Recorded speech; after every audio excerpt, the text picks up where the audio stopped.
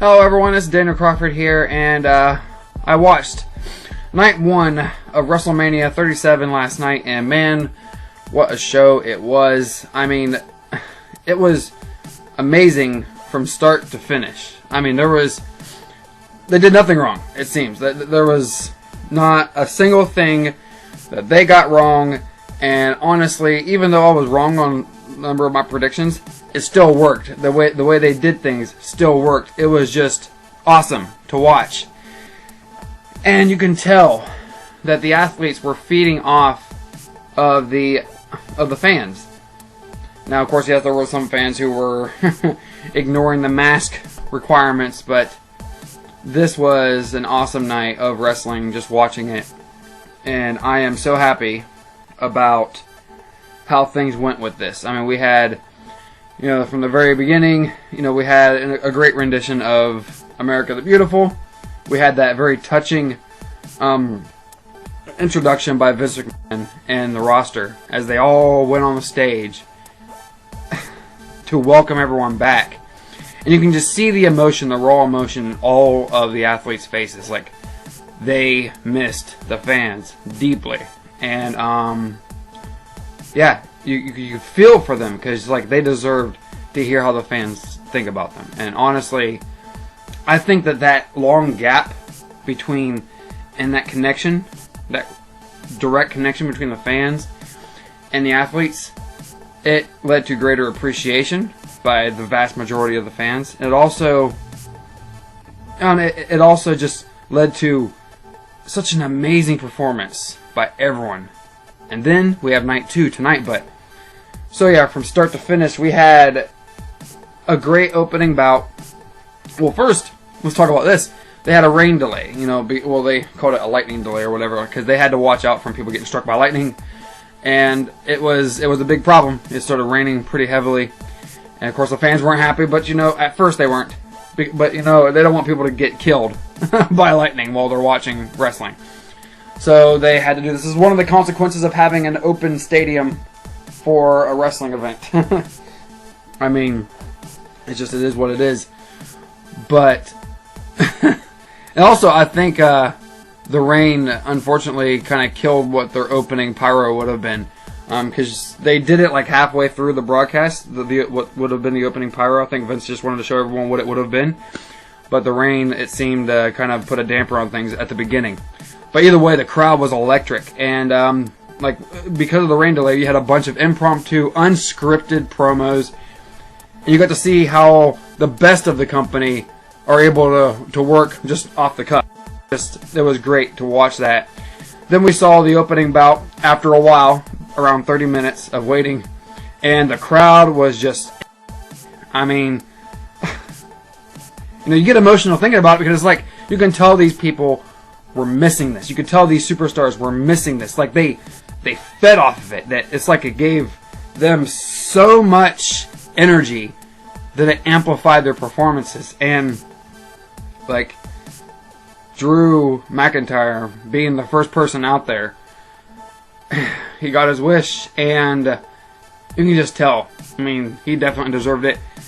It's so sad that Drew's entire 2 reigns were without any crowd in the audience.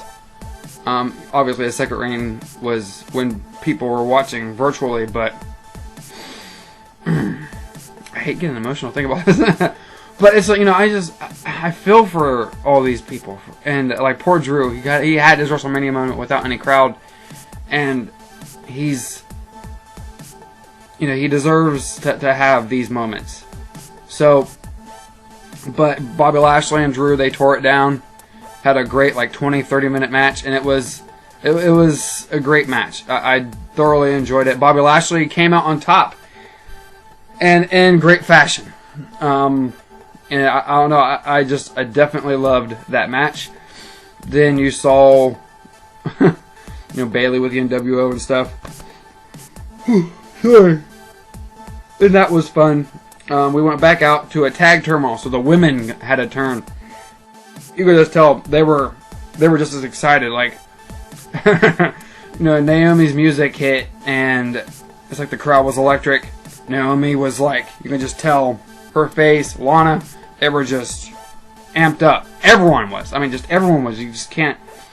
You could see it. I'll get into one more a little bit later on. But Natalya and Tamina winning the tag turmoil was pretty good.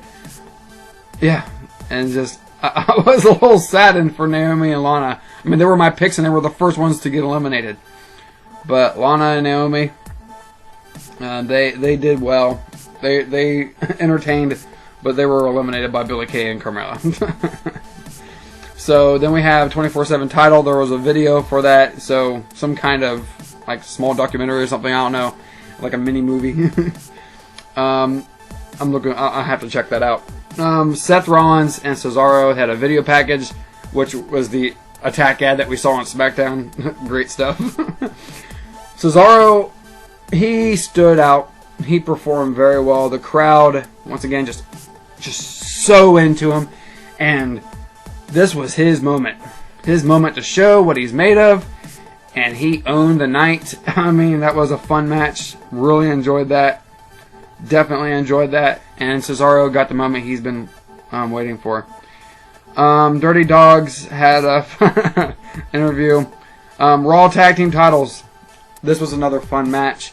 I felt bad for the New Day, like they were amped up. But the crowd wanted to see Omos in the ring. So poor AJ Styles was trying to give it at all. And the crowd, like, you know they love AJ. But at the same time, it's like the crowd wants to see what Omos is made of.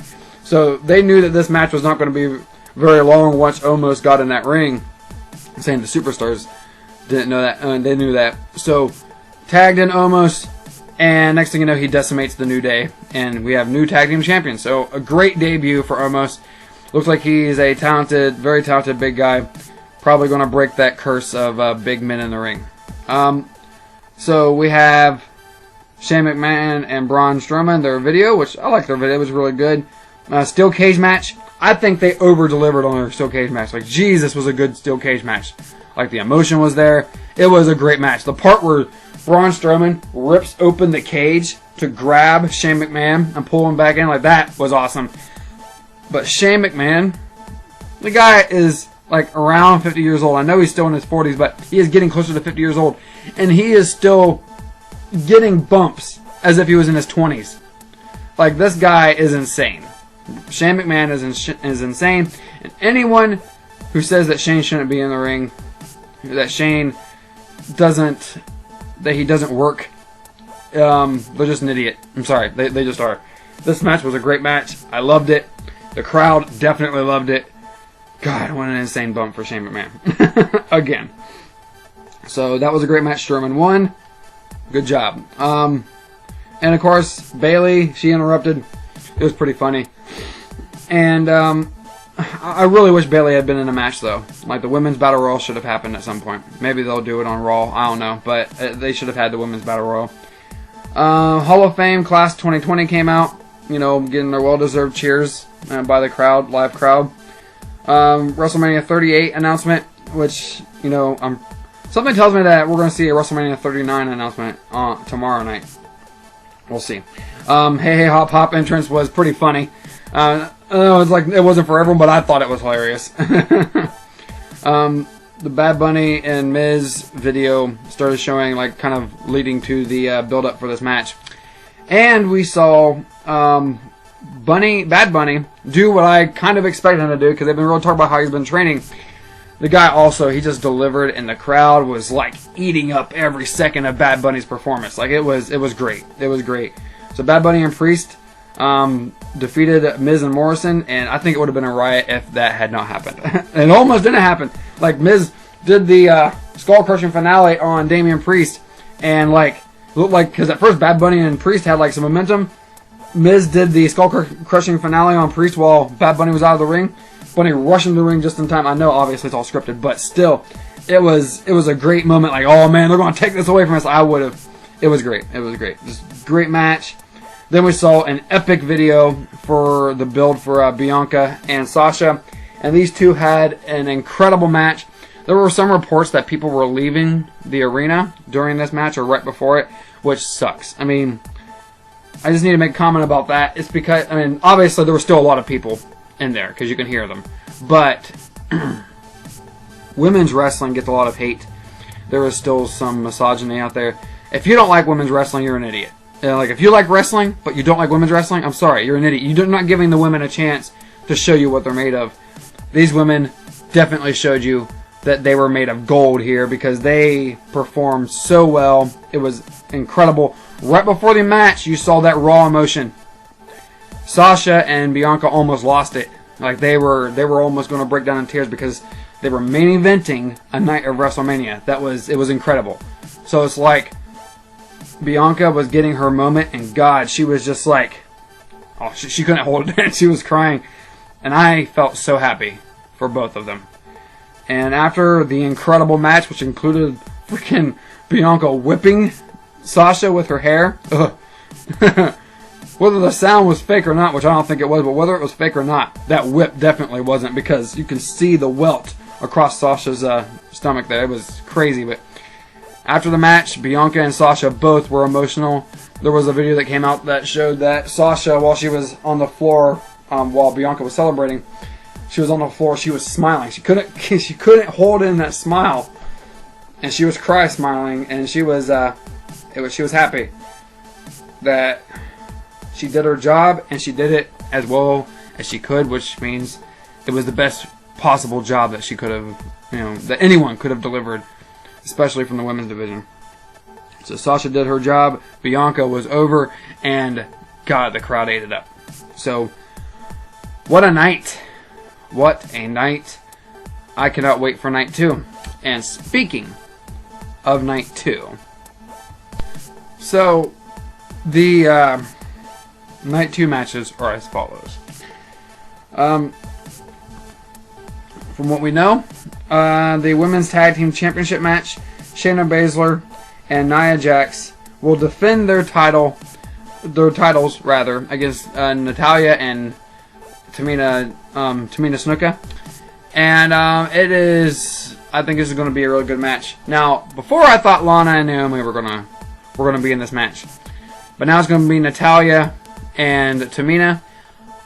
I do think the Women's Tag Team Championships are going to change. That's definitely going to happen here. There's no way it's not going to. I mean, the crowd will eat it up. And unless they're just going to have Shayna and Nia hold these tag titles until SummerSlam, which is a possibility. But I don't see that happening. I see Natalya and Tamina winning. Well, of course they did, unless you apply the last laugh rule, in which Tamina and Natalya would lose. But I think that Natalya and Tamina are winning. So it's based on the trajectory of things. Especially if this match opens up the night. Which I don't think it will. I think the Raw Women's Championship is going to. But anyways, Tamina and Natalya will be your new Women's Tag Team Champions. So, I know I'm looking good at my phone so you can see the glow on my face. So, United States Championship match is Riddle and Sheamus. I can see this going either way. Mostly because the crowd is probably going to eat it up no matter who wins. Sorry, I'm talking too much apparently. But Riddle, I think Sheamus is likely to win this championship. I would say it's going to be retained, but they're not going to have every good guy on the card win. They're just not going to. So I can see Sheamus winning this. So you'd have another title change in one night, which is fine. I mean, I could be obviously wildly wrong because once again, this is WrestleMania, and Riddle would definitely send them home happy. Because God, I can't wait to see the crowd reacting to Riddle coming out. That's going to be awesome. Kevin Owens and Sami Zayn. This is going to be probably the match of the night. These two are going to give you an incredible performance. And, yeah, they're just going to be awesome. And I see Kevin Owens winning. And I don't think there's any doubt about that. The Raw Women's Championship. Let's get right to it. Rhea Ripley challenges Asuka. Rhea Ripley's going to have her song performed live. And someone had pointed out online, I think yesterday, that everyone whose song is performed live is going to lose. And that's usually the case. Now, when you think about it, usually the person who has their song performed, usually they leave what they lost. And I can't think, right off the top of my head, I can't think of a single instance where someone who had their song performed live, where they actually picked up the victory. So, in this case, Asuka is going to retain, especially given that the SmackDown Women's Championship changed hands last night. There's no way Asuka's giving up that title. So, which is good for Asuka. I mean, and I don't think it's going to make Rhea look weak. Because Rhea is a star no matter what. And I just don't see Rhea Ripley winning this match, especially after what happened last night with the SmackDown Women's Championship. The Nigerian drum fight for the Intercontinental Championship is going to be a very strong contender for match of the night. Some people think it's going to be the match of the night. I do think that Kevin Owens and Sami Zayn, with their history and how well they perform against each other, I think that will be. But Big E and Apollo Crews are going to also try to steal the show, and it's just going to make this night so much more enjoyable. I do see Apollo winning this match, though. I see him winning it. So, yeah, I have 3 championships changing hands so far. And I think there's going to be a lot of changes when it comes to titles. But I can see Apollo winning this match and taking the title, pissing the fans off. But, you know, it's going to be good no matter what. But then again, it's also... Actually, you know what?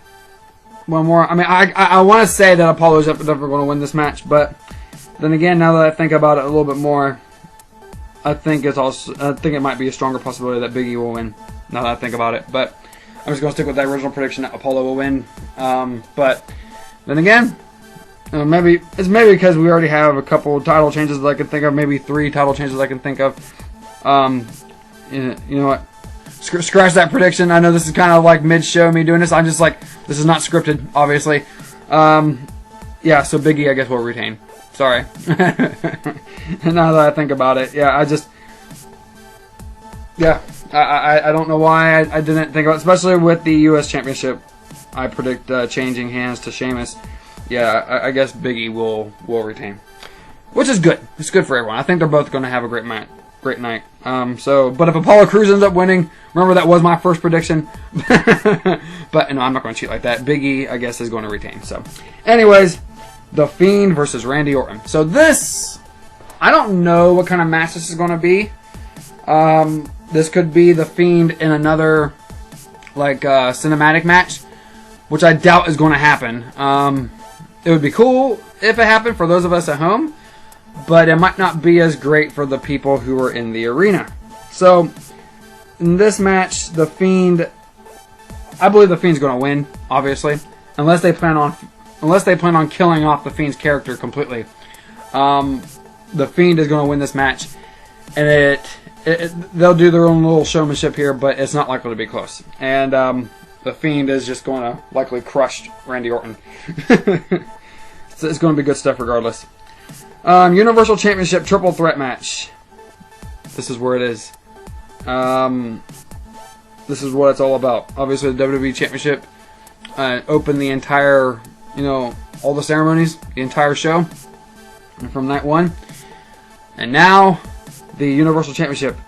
Roman Reigns defending against Edge and Daniel Bryan. Everyone, this is a match I'm seriously looking forward to. But based on the fact that Bobby Lashley retained his WWE Championship, it increases the likelihood that the Universal title will change hands.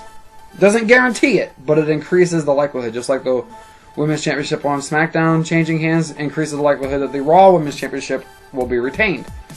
It's not guaranteed by no means. When you look at how things have gone, Roman Reigns, he's had a great run. I don't see what they do with him after he loses this title. I mean, we'll see, because this guy, he has reinvented himself in such a masterful way. It's insane. But they're going to send them home happy. That's the rule. That is the rule at the end of the night. And I think that's going to be the rule that carries this match. So the title will change hands. The question is, who's going to beat Roman Reigns? Is it going to be Edge, or is it going to be Daniel Bryan?